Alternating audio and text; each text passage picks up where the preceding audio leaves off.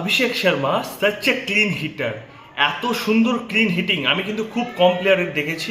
আমি আইপিএলেও দেখেছি তার সানরাইজার্স হায়দ্রাবাদের হয়ে তার নিখুঁত ইনিংস, এবং এই আজকের ম্যাচেও এর কোনো ব্যতিক্রম আমি দেখলাম না।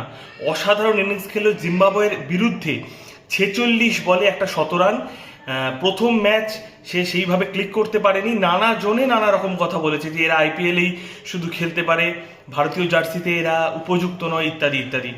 একে কিন্তু তৈরি করেছে যুবরাজ সিং। এই কথাটা মাথায় রেখো, যারা ক্রিকেটীয় নলেজ খুব কম, শুধুমাত্র ট্রোল করতে ব্যস্ত, তারা জেনে রেখো যুবরাজ সিং এর মতো যদি লেজেন্ড একজন তার 50% দিয়ে যদি কোনো প্লেয়ারকে তৈরি করতে পারে, তাহলে সেই প্লেয়ারও কিন্তু ভারতীয় জার্সিতে জাস্ট চিরে রেখে দেবে অন্য দলকে। অভিষেক শর্মার এই জাস্ট শুরু। খুব ভুল না করলে আমার প্রেডিকশন, অভিষেক শর্মা কিন্তু পরবর্তীকালে লেফট আর্ম অফ স্পিন হিসেবেও তার জাদু দেখা।